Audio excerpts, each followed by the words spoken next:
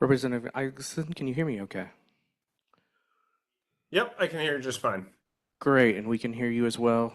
We are not on Facebook Live as of yet, but um, let us know if you need anything before we get started. Okay. Well, what's the format? Um, I'm going to unmute Mike as well. Mike Guston. Representative Isaacson is asking about the format. Sure, go ahead. Yeah, go ahead, Mike. You're unmuted. I mean, thank you, Rob. Yeah, we're not on Facebook yet. We're just on Zoom. So. Okay. Representative Isaacson, I think we'll introduce you early on, and Jen's just going to ask you a couple questions about the budget process, kind of your role in the budget, and maybe just, kind of your opinion of how things News are from going. Columbus. Yeah. Any late breaking news from Columbus as well? Got it. Okay. I just wanted to make sure that I didn't have to like open with it. I mean, it's fine if you want me to, but then I get to answer questions. That's easier. And I'm going to fix the lighting in here.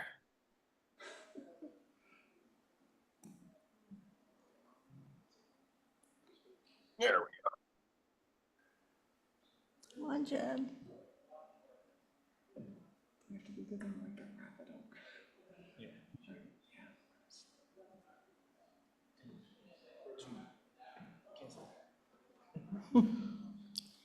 Representative Isaacson, we will do a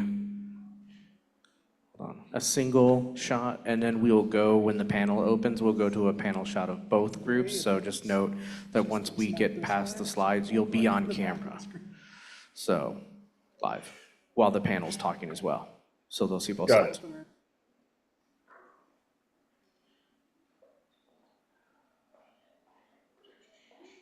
Yeah, just tell a press person to stay.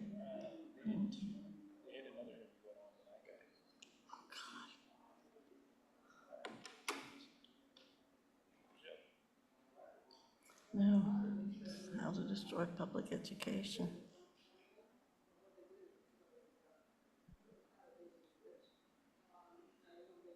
Take buildings, write the curriculum, and make it impossible for us to raise money.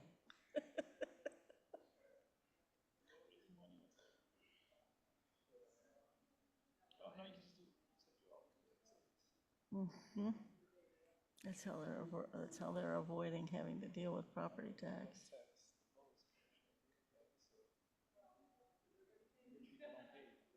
Mhm.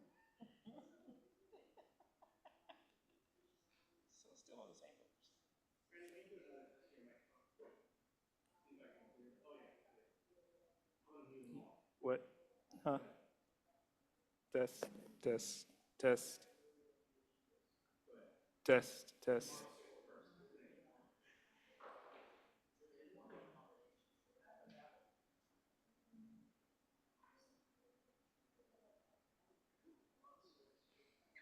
Yeah, time to go. Yeah, big time to go. You guys are beautiful.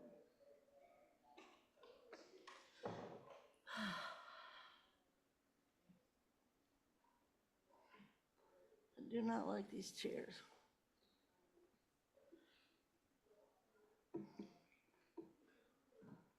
You're wrapping up. Shush. Shush, Brandon, shush.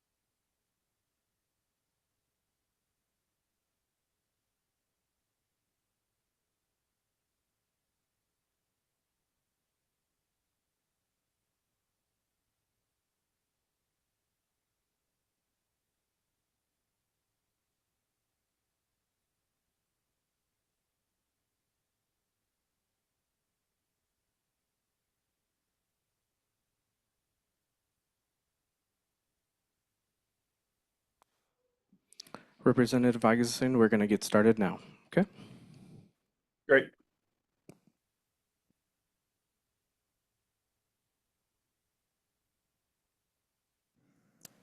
Should be. You good? Yep. There we go. You good, Rob? Mine says red. Turn the other Muted. way. Yeah. Okay, can you hear me? Yep. Loud and clear.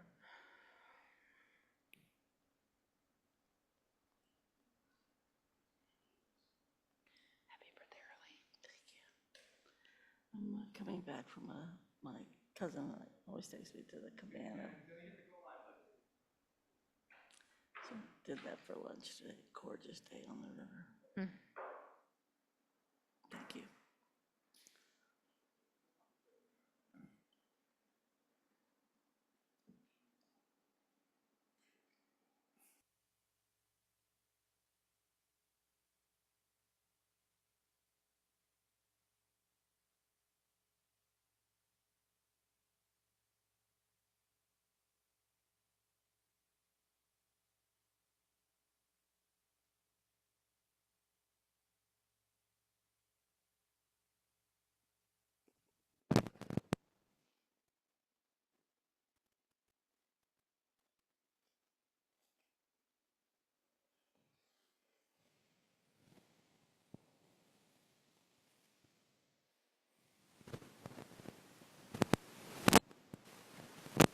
Good evening, everyone. Thank you for joining us at Just Ask Jen.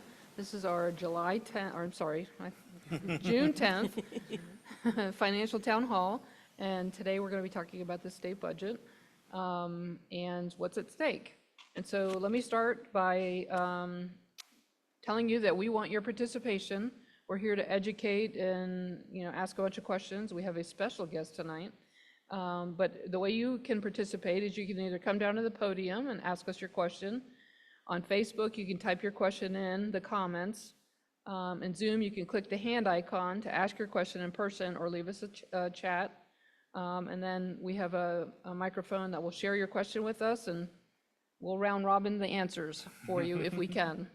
So let me first introduce you who I have on stage with me today, and then we'll introduce our special guest. So to my right, I have, Eve Bolton, board member, and finance chair and vice president. thank you, and to my left, Brandon Craig, board member. Michael Gustin, assistant treasurer. soon to be the next treasurer.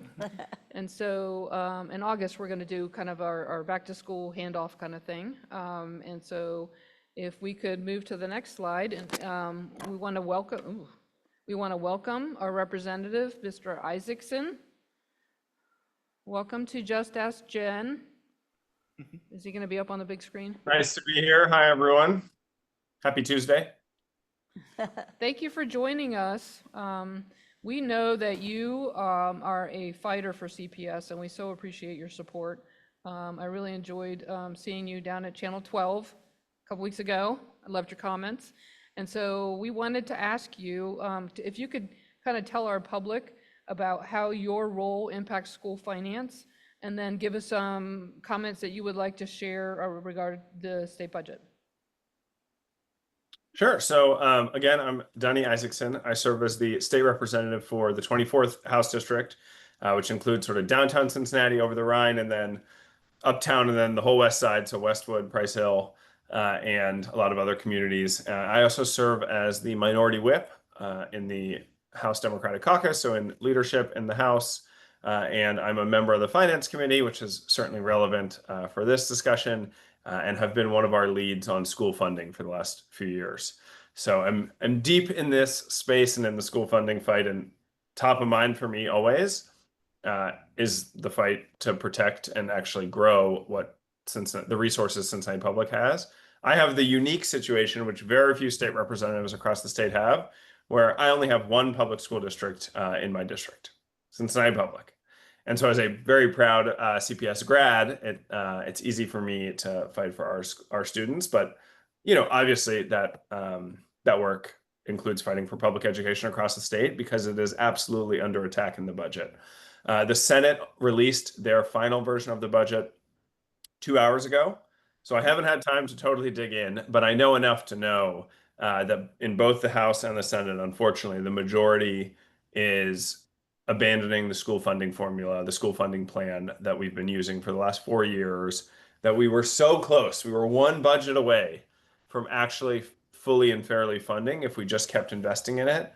And so it's disappointing to see the legislature move away from it. Means by definition that we will both be underfunding our schools, putting more burden on local levies, and creating a funding system that is arbitrary, that isn't based on what it actually costs to educate kids. And so that's the least bad version. The really, there's some recent proposals that would really gut the ability for not just school districts, but cities, counties, to fund basic services. And so, we are also working to make sure that people understand the severity of some of these proposals that are out there to cut school, city, and county funding by 20-25% all at once. So unfortunately, the state is choosing to invest billions of dollars in tax cuts for the richest people by raising the highest tax rate, hundreds of millions of dollars for billionaire-owned sports stadiums, gutting Medicaid. So we're in the fight up here in Columbus, but for me and for a lot of my colleagues, making sure that our public schools have what they need is our top priority. So since I haven't seen the version that was just released, but so the next step on the timeline is for conference committee to review everybody's version. Is that correct? Yes. So tomorrow, the House will almost certainly vote to not concur with the Senate version of the budget, and then it will send it to conference committee. And then the final budget vote will likely be 2 weeks from tomorrow on June 25th. And then the governor gets to veto. Is that correct? And then hopefully the governor vetoes everything we don't like. So what are the chances of you getting on conference committee? We need you out there fighting for us. I will be working very closely with our ranking member on the finance committee, Brad Rose Sweeney, but we only get one representative on the conference committee, and it will be ranking member Sweeney. I see. Thank you. Okay, so did either one of you want to make any comments before we show? We're going to show a few slides of where we think things are going to hit us, and then invite questions. So comments? Okay. So Rob, can we advance slide? So our revenues are gravely at risk, and I put a hurricane up there. We really need the help of our taxpayers, our voters, to communicate with our legislators so that we can fund public education and serve the students that we are beholden to educate. So next slide. I don't know if you can see this slide deck, Mr. Isaacson, but this shows our critical areas of concern for CPS. So in the Senate version, there were three major things that most of the treasurers in the state that were on a call were really upset about the cash cap. We're not as concerned about that because of the situation that we're in. The three biggest areas is funding the state formula, updating the cost inputs that we would lose over $6 million just because of that value not being updated.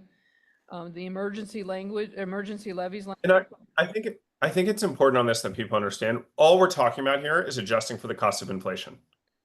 That's all it is, right? These are not. It's just everyone knows we've had tremendous amounts of inflation the last few years. All this is making sure that our funding is keeping up with it. Because if we don't, then it's functionally a huge cut. Right. So my understanding in the formula, the Senate version, was they updated the income level to the most recent tax year, but they did not update the cost factors, which is really unfair. Yeah. Making things difficult. We have an emergency levy, a renewal that's on the ballot, is going to be on the ballot for November. It's a $48 million levy. And so we're really unsure how the language removing the ability to do emergency levies, or fixed sum levies, would have an impact on that ballot. And then we have two other fixed sum levies out there that would come up for renewal in 28 and 32, I believe. So do you know, are they talking about current ones or just preventing new fixed sum levies? It's not clear from the omnibus where they landed on it. Okay, And I actually don't know that this language is in, some of this language might get added in conference committee. okay. I thought it was They in know the how, like, the original Senate version. so I don't know how much of this landed in the omnibus. I haven't had a chance to look at it. But a lot of the property tax changes that they're proposing, at least they outlined last week in House Bill 335. And it goes beyond this. It would remove the 20 mil floor. It would, get rid of some of the inside millage. It'd be pretty devastating. And so kind of push back on that so that it doesn't make it into the budget in a couple weeks. Yeah, the 20 mil floor calculation would really harm us. And I think Cincinnati's more unique than the other urbans because we have our three fixed sum levies that would put us way above the floor. And the fact that we can't do any other fixed sum levies, we would already be hurting us on the floor to go to any new levy on a fixed rate. So this budget is really harming our ability to raise revenue. So the next slide, Rob, really paints the picture of how painful this has been for Cincinnati. So the blue line represents the local share of the formula, and the red line represents the state share. And you can see that it was almost 50-50 for quite a few years, but in 2021, it diverged, and our state share started dropping. So in 21, our state share was around 58%. It's now down to 36.9. So for every dollar the formula generates for every student, we're only getting 36 cents on the dollar. While at Cleveland, for example, receives almost 70 cents on the dollar, even though we have basically the same population of students. And it's simply because we have poor property wealth than they do. It doesn't necessarily mean people are going to vote yes because they have higher property values. It just means that we have the ability to go raise, or we have more income. So that's why this is a great, that our staff put together. Thank you, Kevin. This graph shows you how it's really reversed and pushing the responsibility of funding for educating K-12 students on the local taxpayers.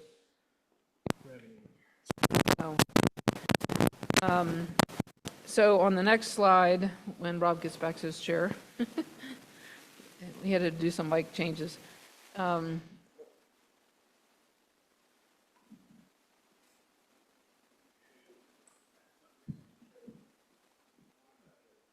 Okay, so can you hear me now? Okay.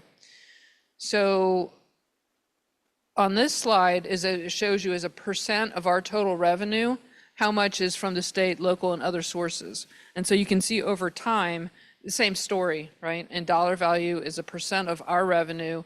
The local share is taken up a much bigger percent, so over 60% now. And then it's going to get dramatically worse going forward. The slide right after that shows you the three funding formulas before today's changes. Just one more slide, Rob. Thank you. So the blue line is the governor's proposal, and this is in dollars for the district. The orange line is the Senate, and the green line is the House. And so what are today's, or this year's, 148 was our revenue for this year. And so we would receive 150, right now it's 152, I guess was in the forecast.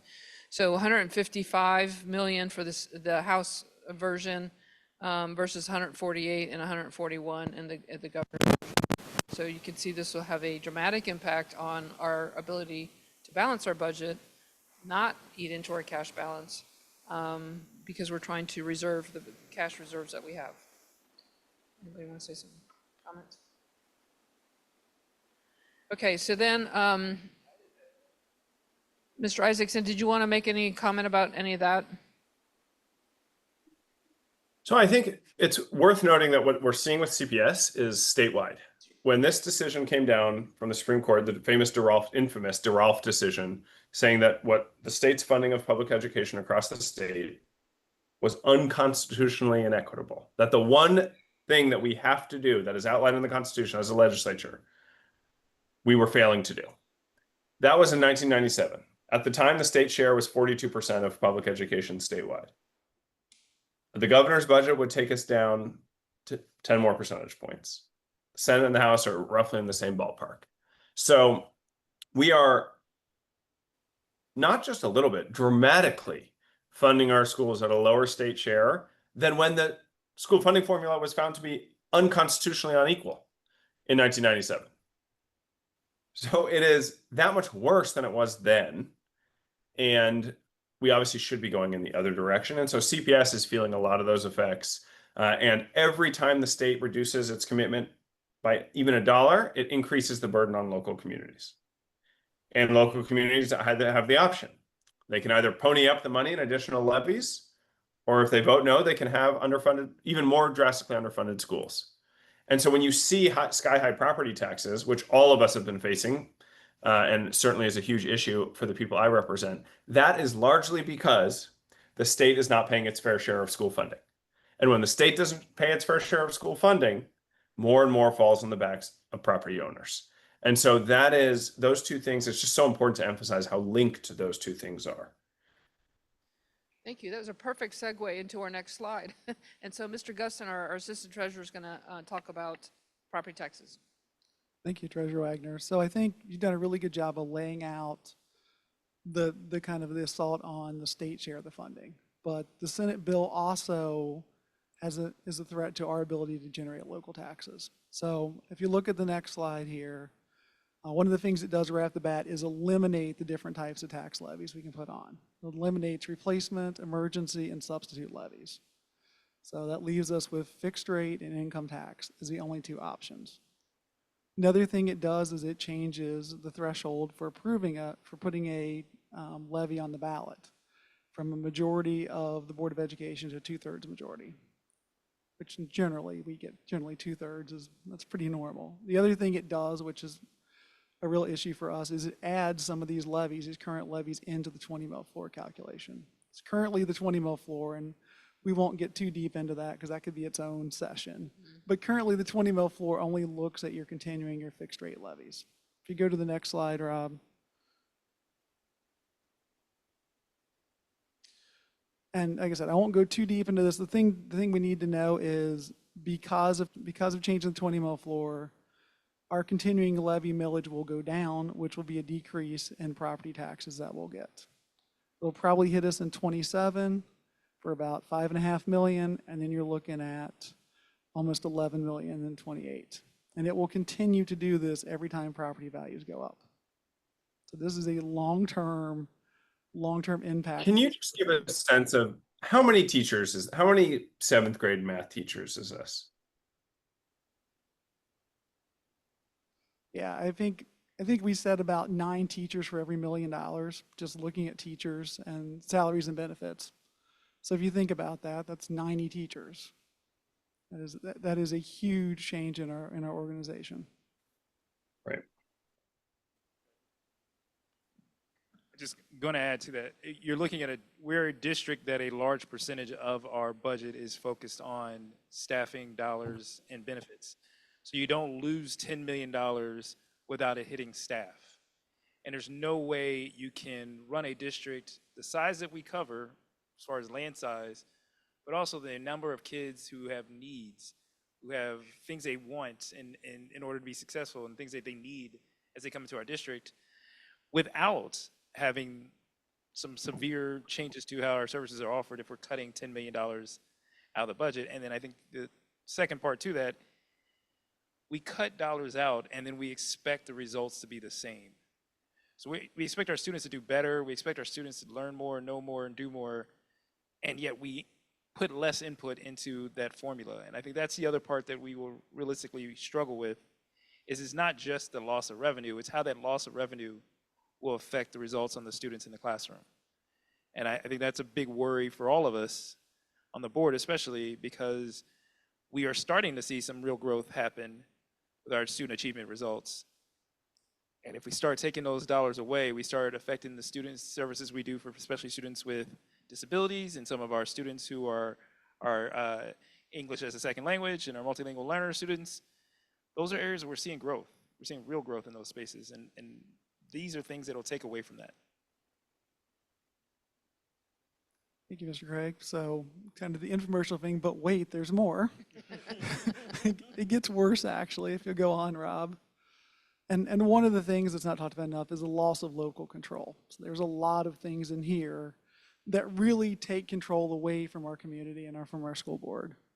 You know, I mean, I think Treasurer Wagner mentioned the carryover limit of limiting how much money districts can carry over at the end of every year. It's not as big a concern to us, but as a treasurer, I can understand that other districts have that need. You know, and every district's financial position is a little bit different. And you're So, I'm sorry, but so what that means is if we're fiscally responsible and we put more money into our savings account, so to speak, for the new year to do a new initiative, you get punished for that. In fact, you get punished because they'll take that money away from you to give it back to the taxpayers, even though that's what the taxpayers voted on. And so that's, it's very creative. And then you'll have to go back to the taxpayers. Correct. Like Have them pay back. Yeah. it sort of defies all logic, and it's important to note, like, it's a very short term, if it even happened, it would be very short term property tax relief, followed quickly by increased property taxes because you need new levies. Exactly. Yeah, absolutely. And then there's a provision where the county budget commission has the power to reduce the millage rates for any school district if they think our millage rates are excessive or unneeded. So they can do that at their power. Again, taking away, you know, what the voters approved. They also added the sale of building language back in. So buildings that are utilized less than 60% have to be offered to charter schools for sale. And they reduced our 5-year forecast to a 3-year forecast, which doesn't probably mean a lot to folks, but for folks who are in charge of the financial management, being able to project out 5 years and give this board some assurances and give the board really sound financial advice, that 5-year forecast makes a big difference. Well, and they created the 5-year forecast because most levies were on a 5-year cycle. And so it's really for levy planning future revenue growth. And so that makes it a little bit harder. We can still do 5-year forecasts, or you can, because I won't be here. But they're only going to require a 3-year. Yeah. So to put it all together, Rob, Ms. Bolton, did you have something? I just think it's important for the treasurer and the treasurer to make a comment, though, that we have been off of the ballot for new money for 8 years. That's correct. And before that, we were off of the ballot for new money for 8 years additionally. So it's not like we are going back. Part of the fatigue that people talk about, it does not necessarily happen here for new money, because much of our effort, through the efforts of our board and our treasurer and our superintendent and our community and all of our partners, is that we have really been very fiscally responsible. And we have not gone back to the voters for new money. Actually, most districts, and there's over 600 of them in this state, would be very proud to be able to say that their cycle was 8 years. As a person that spent my teaching career in the suburbs, 8 years is a long time to wait. And so I think that it's not like we can't wait to raise taxes or ask for more money. We want to be fiscally responsible, and what's happening is just what everybody's emphasizing. This is a willful effort to end local control and make it impossible for us to actually have local schools that are controlled by the community through their board and through the administration. It's an effort, and it's not like they're not spending money on education, because they are spending money on education, just not with us. And we can't afford, as their leadership even in Columbus said, we can't afford 2 systems, and they are now building two completely different systems. One is public and one is not, but both are subsidized and paid for by public money. This is a terrible thing that's happening to us and our kids and our communities across the state. Well said. And to add insult to injury, Mr. Guston? Keep telling the bad news. Yeah, so to put it all together, Rob, you'll go to the next slide. Oh, you forgot the last bullet. I'm not going to touch that. The last bullet is a way to make all the treasurers and superintendents chase something, you know. I'm worried about what really affects our kids. And so I'm not even going to give it. It's on the slide deck, but I'm Well, not going it's to just give going it. to have a very negative impact on the ability to attract good talent. Great. Okay, So to put it all together, the financial impact, and again, we're reducing state aid and we're reducing property taxes. So if you put those two together, you can see we're losing 6.4 million next year with the Senate's version, and then 11.9 the year after that. So but in the the biennial 6 budget, million was in the original Senate version. We'll have to refigure that out with the, whatever they approved today. it could always be worse. Yes. And it will be. Yes, unfortunately, it can get worse. And so final slide, I think, is where we give folks a timeline. I think we've discussed some of this. So it sounds like the bill is heading out of the Senate into conference committee. And then from the conference committee, it'll head to the governor. So there's still some opportunity, I think, for engagement, for sure. I think using the baseball analogy, which we've used for a while, we're probably in the 8th inning now.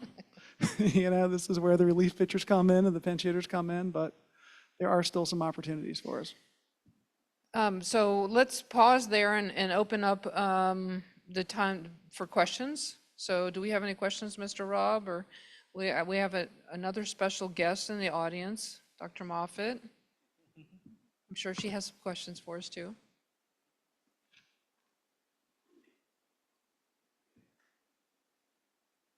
Yes, thank you. First, I'll remind people how they can participate in asking questions. If you're on Zoom, you can click the chat icon, raise your hand. We'll either invite you over or we will you can share the comments in the chat and we will share it with the panel. And if you're on Facebook, you can share your questions in the comments and we, again, will share it with the panel. So thank you very much for joining us. How does Ohio plan, or have they addressed disparities between wealthy and low-income districts? And how is the state funding affecting that? That sounds like a question for Mr. Isaacson. Could you hear that question? I heard the question. I'm going to try and answer it calmly. There's two things going on, I think, that are really important to note. One is that this budget does something that has been a talking point for a long time, which is that it attempts to provide school funding based on performance, which sounds innocuous, but is actually deeply troubling for some of the reasons that School Board Member Craig mentioned, which is that it takes the highest funded, highest performing public schools, all really great local one, which is everything of SEMI.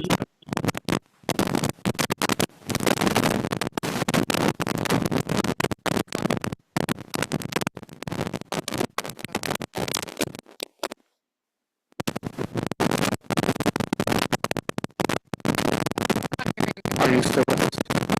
I'm still here, but can I hear that background noise? No, I can hear it as well. So Okay. go ahead and keep going. We're going to try and work on We it. can't hear it though.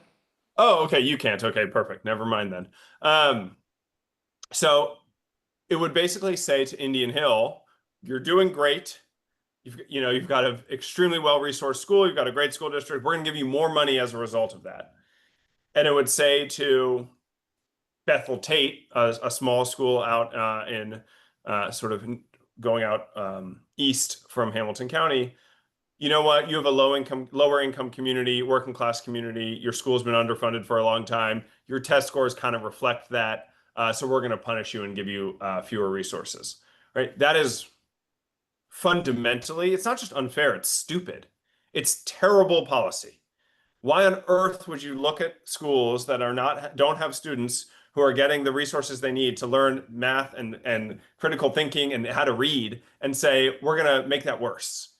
And we're going to give more funding to the schools that are clearly doing great. Right? So that's one piece of it. The other piece is that the state in the current funding formula has a base cost, a base formula. This is how much it costs to educate each child. And then it adds on for the district what are known as categorical elements, right? It costs a little bit more to educate an English language learner. It costs a little bit more to educate a student with physical or mental disabilities. It costs a lot more to educate students who come from lower income or economically disadvantaged backgrounds. And the state, and it's like, you can't make this stuff up. We funded in the last budget a study for how much does it cost, what is the additional cost to educate low-income students? Because we know it's more. And we know it's more when they're concentrated in schools. So we spent $500,000 of taxpayer dollars to fund a study to get us the answer. That was 2 years ago. The state has had that study at the Department of Education and Workforce for the last 5 months. They are withholding it until after the budget process. And it doesn't take a conspiracy theorist to know why they're doing that. They're doing that because it's going to say that we're underfunding schools by billions of dollars. And so we know that we're underfunding low-income schools. It is crazy to add insult to injury to then reward the best performing schools because they've been the best resourced. So I'm a little fired up about it. I told you I was going to try and stay calm, but on this one, it's hard to, because it's both terrible policy for the future of the workforce and the state, and it's deeply unjust. So I did a little bit of analysis on CPS compared to our Ed Choice voucher students, and what we saw was a reversal in statistics. So in other words, the Ed Choice voucher students have about 20% low income, while we have 87% low income or economically disadvantaged students. And the same thing goes for the racial balance. So we have 70% African American, and they have 16% African American. Don't quote me on those numbers because I don't have it in front of me. Maybe I'll do a study, publish a letter on it. So it definitely is shifting dollars away from low-income students and into wealthier people so they can get into the voucher program. And so that was very unfortunate. So did you want to say something? Yeah, I think one other thing to add on to what Representative Isaacson was saying is that as we take money out of public schools, and specifically urban public districts and districts where you're going to have a large percentage of the students who are lower and come from lower income families or come from families where they would have, whether it's disability related needs, whether it's, again, students who are coming in who are multilingual learners, we are also funding students who are not necessarily achieving high results by a different formula when we look outside of the public school sector. So we are not funding students based on their achievement results when it comes to private schools and the voucher system. We're funding them just giving dollars. Within public schools, we're holding them to a level of accountability and expectations that does not match how we fund and support them achieving those results. And I think that ultimately gets into the fairness issue with regards to how we hold folks accountable. And it's something that's been said for a long time when it comes to any voucher system whatsoever, is that if you're not holding them to some level of responsibility to educate the students, you're giving dollars away without ensuring those students are prepared to learn. And what we found for more often than not is those students come back to the district behind where they would have been had they stayed right here. So I think that's a big issue as well, is that we are now getting these students and we're having to get them caught up to a level at which they would have just been perfectly at, like achieving results and been better off had they never left. And then also those students, we're also funding students in districts or in schools who were just already there. We're handing people who are well off money to keep their kid in a school they were already going to keep their kid at. And then we're saying we don't care what the results of those are. So I think that's the other part to it, is that it's not just that we're funding from the public school formula, it's that the other system is a totally different way of checks and balances.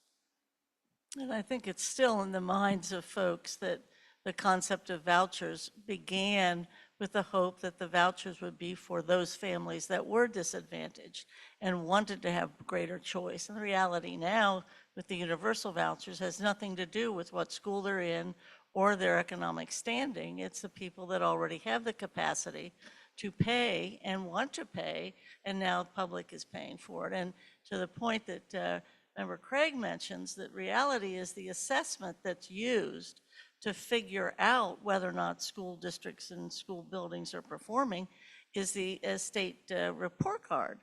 And really, if you actually look at it, the more diverse your population, your learning population is, the less likely you are ever to be able to attain a 4 or a 5 star. If you have three or more subgroups of significant size, you cannot get a 5 star. Where you find 5 stars is where you have a very homogeneous and very stable population. And so the greater the diversity, the harder the assessment. And to Member Craig's point, the reality is these folks aren't even living by the state testing. They're not being held accountable to the state testing that the public schools are. So it's a double whammy, triple whammy, quadruple whammy. It's just awful, and we have to fix it. Agreed, agreed. So how about another question? Yes, the next question is, what's the status of title funding? And how is it going to be the state and federal, and how are we talking about, and how is that going to affect state budgets? You go ahead. No new news, so I don't know if that's good or bad. I think when last time we looked at title funding, Title I hopefully stays the same for the future. Title III, which is for our English language learners, probably goes away completely in the federal budget. Title II, which is for improving teacher quality, and Title IV, which does a lot of student enrichment stuff, those probably get combined and reduced into a block grant. So those are all things that probably hit us in fiscal year 27. We're hoping that, because we're so far along in the fiscal year 26 planning process, that the state has their allocations for next year and we'll be able to use those. I mean, it's another fear. So if you think about a tax, there's local, there's state, and there's federal. And so it's something we'll continue to monitor very closely. Question, another question? What about transportation legislation? How could that impact CPS from the state level? Ms. Bolton? That's all bad news, and I think the representative might be able to shed some light on the transportation issue, because in Cincinnati Public, it costs $3,000 to transport a kid on Yellow Bus, and about $350 to transport a kid on Metro. Some years ago, a couple of years ago, the state said that you could not ask 7th and 8th graders that weren't in Cincinnati Public School to get on Metro, but indeed the kids from CPS would be able to get on Metro, but not the private or parochial or the charter kids necessarily. But now there's a new issue regarding transportation that is of great concern, and that is limiting or significantly changing whether or not on Metro our young people are going to be able to transfer. And if they're not going to be able to transfer, how can we be able to transport them at these kinds of expense? I think Member Craig has an update for that as well. I was just going to say, it's not even just that it's not just that we can't make them transfer, it's that they can't transfer is the way the language was looking. And so I think that is a very big difference, because our students come and go from CPS to other places to do business, to go work, to go to different homes, number of different factors. Even if we created routes where they would never have to transfer, if they chose to do so, the way some legislation was looking, it potentially put both the district and the carriers of those students in potential jeopardy. And I think that's it's telling folks we don't want your kids to be able to go about and do other things and be able to use the resources from the district to just be normal. Not even do something extreme or great. It's to be normal and go home. So as far as my understanding, that language came out in the Senate version, the language banning transfers. And look, and we've had these conversations. CPS has made tremendous strides towards addressing issues at Government Square and issues, that are unique to CPS students. I've spent a lot of time at Government Square. I don't believe we would tolerate that situation for any other type of school district. And so I do think our Cincinnati public school students deserve a better system. But the answer was not the heavy-handed, sort of, to your point, ill-worded approach that would have made it impossible for CPS to do its job. So I'm glad that language made it out of the Senate, but there's definitely still more work to do there. But the more important thing on school transportation, and this is, I think, the big thing for people to recognize, is that the state puts all of these requirements on our public school districts. You have to take kids from private schools wherever they want to go, whenever they want to get there, right? We're talking 50, 60, 70 different start and end times for schools. Not just our private school students and the charter school students, same thing. You have no authority over when they start and stop school, but you better get them there on time. And we're going to fine you huge penalties if you're not getting them there on time. So the transportation system hasn't made sense for a long time. We are setting our public school districts up to fail and not giving them any of the resources they need to be successful to meet these responsibilities. And so either we need to look at providing real resources to fund what is an incredibly expensive system, transportation, because of the bus driver shortage, because the cost of buses has just gotten more expensive. Or we need to say to private schools and charter schools, look, you're getting a tremendous amount of state funding at this point, so you have to provide your own transportation. We can't keep putting that on that burden on our public school systems. That's the biggest issue within school transportation. And of course, this budget, unfortunately, despite a lot of people talking about it for now, my second budget in a row, makes no real effort to address it. And it's a totally separate but very important issue in Appalachian communities and rural communities too, because those buses go over huge amounts of territory every day in rough conditions. And so they require upkeep, and they're very expensive, and they don't have the resources. The state is not giving them the resources to get those new buses. So I've been to meetings in Appalachian schools where the superintendent pulls up in a school bus because they are also taking kids to and from school. Maybe I'll do that in retirement. So one other aspect to that as well is the requirement for the private schools and the other schools to provide the students information so that we can actually provide the services does not exist in large part. So we get penalized for not transporting a student who we don't know needs transportation because we have no way to compel those other schools to give us that information. So it's to Representative's point, we are being set up Right. to have money taken out of our pockets. And you hit on one of my nerves, not you directly, but the fine is insane, because they don't fine us for the 10 days of the 10 kids that we didn't get to transport. They fine us for the entire day's cost of transportation for the 10 days, not just for the cost of those students, but the entire cost of the district for that day. And then it's just insane. It's just so way over the top. And so they're looking for every reason to bankrupt the school district. Okay, so I'll step off my soapbox. Any other question, Rob?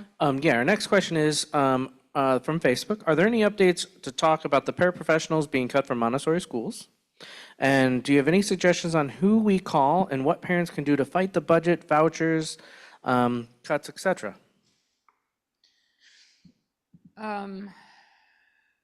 The best update on the budget will come on June 23rd, I believe, at the board meeting at 5:30 in the ILC here at the Ed Center. I don't know that there's any new updates on the paraprofessionals. I'm looking at Mr. Guston now. So they'll be having some board discussions on that. In terms of what can parents do, if they want to address the Board of Education, they can sign up to speak for their 2 minutes at a public board meeting. But maybe Representative Isaacson can make some suggestions on what parents or staff members can do to help with the state budget.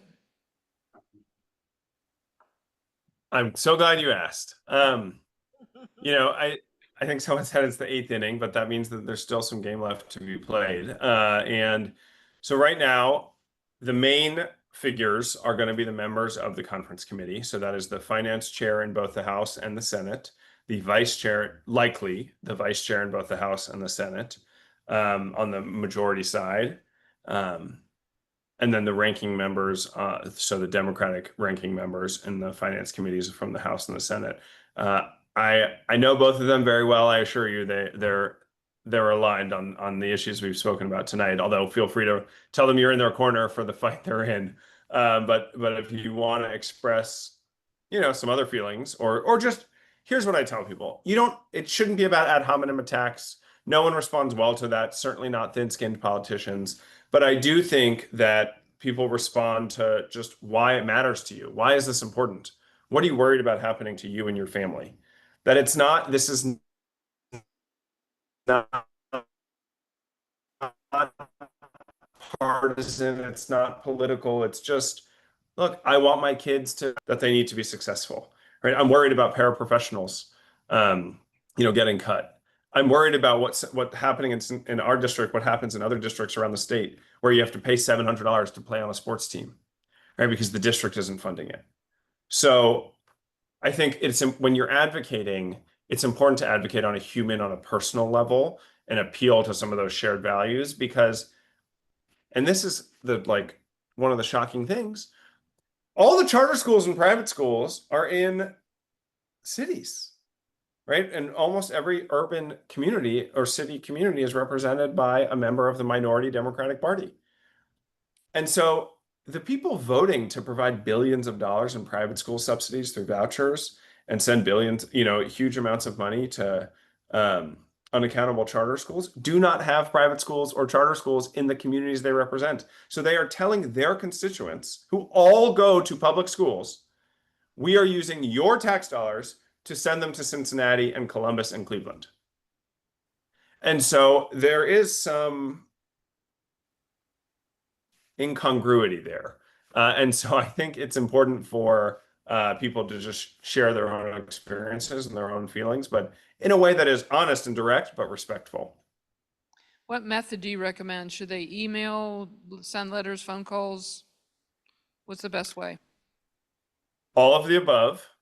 And what I really think is powerful is if you have friends who live or work or teach or have students in schools in other districts, particularly other districts that are represented by members of the majority party, make a call jointly, send an email jointly, send a letter jointly to both of their representatives. Your representative, if it's me or if it's one of the other Cincinnati ones, and your friends or your cousins or your sisters. Because it shows that this is a bipartisan issue.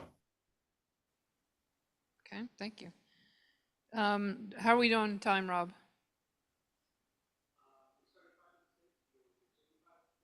Okay, so do you have any more questions? Yes, so actually we have a comment from Facebook. Please do not forget that neighborhoods, non-magnet programs are already working with significant obstacles that magnets do not face. They need more support. Even if they do not have legions of parents and community members to advocate for them, all CPS students deserve excellent educational experiences. So thank you for that comment. And then the next question would be, can you talk about some of the challenges between private/community schools and public schools, and how the regulation differences cost CPS more? So for example, licensing of teachers or et cetera, and how that affects CPS and what we have to do to regulate compared to private schools. So I think this gets a lot of into when we talked about accountability within a district, right? So the things that we are able to do or things that we're required to do by law in order for a teacher to teach a class, in order for a student to get credit for the class that they're in. There are limitations that are placed on us that do not necessarily exist in the private school, charter school world. I think the biggest difference, though, that I would highlight is just in how we are held to account for the education of a child. So districts are graded, as Vice President Bolton talked about, they're graded on a lot of different factors, but one of those are the success of your student going from their, whether it's the 9th grade year through 12th grade year in graduation.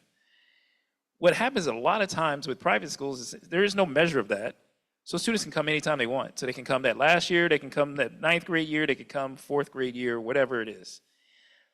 When we're looking at it from a CPS angle, we not only have to keep track of that student's progress, but if that student leaves, we got to know where they left to in order for it not to count against us. If a student comes in, it doesn't help us in those rates. So you may get a kid in the 10th grade who comes in who does not help us one bit on the state report card, but may be the most successful student that came through CPS.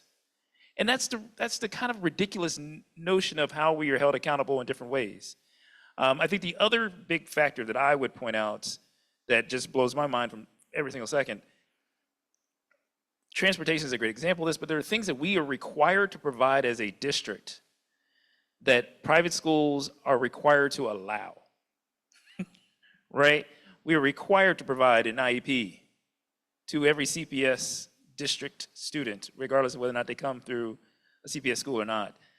Private schools are required to allow it to occur, right? And that's a very big difference, because if I'm responsible for a student learning, and I'm responsible for that student achieving, and I'm responsible for making sure that that student has all the necessary resources, and they don't even count towards my numbers, my grades, it seems ridiculous. I think if anyone else was required to provide the services for their competitor, to make sure their competitor was successful, and then we're told that doesn't even get benefit to you because the public don't care, you would be like, nah, I'm not doing it. But we're required to by law.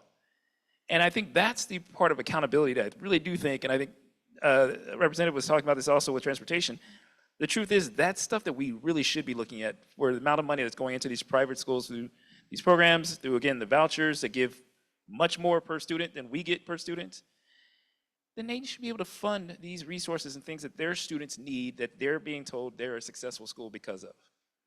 And I think that's one of those things for me, it's always blown my mind that we're providing not just the basics, but more than just the basics for a student that does not count towards our graduation rates.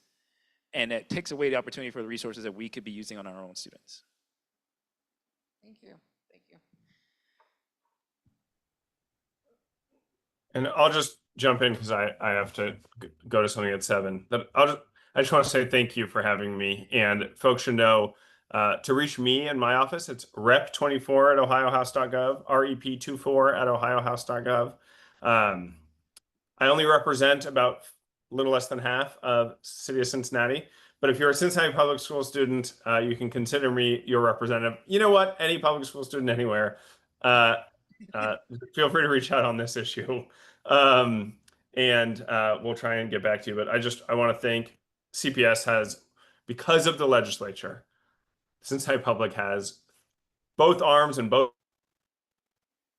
Oh, legs tied behind their back and is still doing their best to provide a world-class education for kids. And so just want to say thank you to everyone, all the educators, all the teachers, administrators, paraprofessional staff who are doing just a huge amount of work to try and lift up our students with in tough circumstances. So we're fighting for you, and thank you for all the work you do for our kids. and thank you for taking time out of your busy schedule to spend an hour with us and everything that you do. Thank you. I love it. So it's that helps. Bye-bye. Thank you. Okay, so I think maybe one thing we can do to help is to dig out the names of the conference committee members that are likely to be there and post their contact information on our website, so people know who to contact. Maybe we can get a template letter for people to fill out and help. So really, the last slide was a call to action. We need your voice to help support financially our K-12 education. Mr. Guston, do you want to say something? Do you want to just go over like our top 3 points, kind of to refocus back to where we started? Sure. You want to go back to that first concern slide? Right there. You want to take a stab? Sure, sure. So the number one is to fully fund the Fair School Funding Plan. So that is the best hope across the state for correctly funding public education. And the formula is not perfect, but it needs to be fully funded. It needs to be phased. It needs to be tried. You know, we've never really given it a full try. So that is Right. our number one concern. So not just full fund the phase in, but fully fund the cost factors to current rates. Yes, to update all those things. Our second big one is kind of the attack on the taxation system. And so we want to have the ability to, you know, to use emergency levies where it's important, to be able to use substitute levies. And so, you know, stop taking away local control from our board and from our community of how we choose to raise funds. And then the third one is, you know, stop messing with the 20 mil floor. Yeah. Keep it alone, leave it alone. You know, the 20 mil floor is something that I think all districts are going to hit pretty soon if they haven't, and it happens every year. But it is the one thing that stops our property tax revenues from continuing to decrease. And so just because of the way the system works, it is the one spot where we can kind of preserve our revenue and have a stable and predictable amount of revenue going forward. Thanks, Mike. Any final comments from Mr. Craig or Ms. Bolton? I just think that people have to understand that this is a conscientious, willful attack on public education. And I think many, many school districts are not going to be able to survive it. And we need to be aware of that. And I think, too, that the most important thing for us to do is to maintain, as has been mentioned, local control. The single most important thing that a school board does is provide enough money that the children can be taught and learn. And the reality is they're taking that major constitutional responsibility, Ohio Revised Code responsibility, away from school boards. They are attempting in every way possible to defund public education and indeed fund private education. And people have to understand this is not a mistake, a surprise, or that they don't know what they're doing. They know exactly what they're doing. Thank you, Ms. Bolton. Mr. Craig? I think the only thing I would add is just we have an amazing district where we have a lot of community members, parents, and even folks who just have no other reason other than it's in their neighborhood that get involved in our schools. And I think it's even more important now to be involved in the schools in your neighborhoods, to be involved in the schools in your communities, whether you're a business, whether you're a parent, whether you're a community leader, an activist, or whether you just moved to the city 2 days ago and found out there's a school down the street. Be engaged with our school district. Be engaged with our schools. Find ways to contribute, because the truth is, as hard as we may fight, there will still be things we lose. Our students should not lose out. They need you more now than ever, and they will need you going forward. And so be active, be engaged, be participatory in our schools and the schools in your neighborhoods. And if you're outside of the district and you want to participate in the schools in this district, come on down. We invite all. But we truly community learning centers for a reason. We have a district that was built on the community being welcomed into our buildings at all times and really being welcomed with open arms for your support. So I'm sure our students would appreciate it, and I know our teachers would. Yeah, thank you, Mr. Craig. So I think this concludes our June Just Ask Jen. Thank you so much for joining us. If you have more questions, feel free to send them in the email or look on the financial tab of our website, and you can send your questions through there, and we'll answer them at the next Just Ask Jen and post them on the website. So hopefully, maybe I'm looking at my comms team out there, who are the best ever. And we'll get some more information up on the website onto who to contact and maybe some language to help you with your communications. So, Yeah, just wanted to throw a quick shout out to Shauna Williams. She posted on our comments all of the representatives and how to contact them in the Facebook comments. So just a special shout out to her for doing that, Shauna Perfect. Williams. Thank you so much.